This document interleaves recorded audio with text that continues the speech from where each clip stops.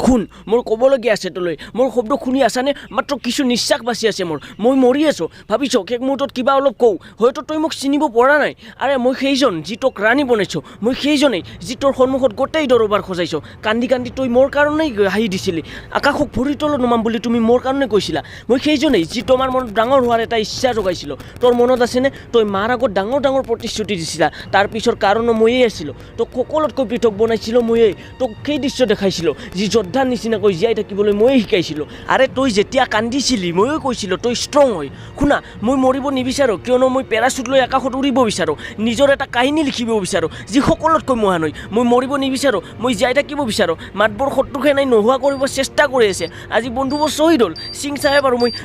যুঁজি আছোঁ যোদ্ধাৰ নিচিনাকৈ এতিয়াও সপোন পূৰণ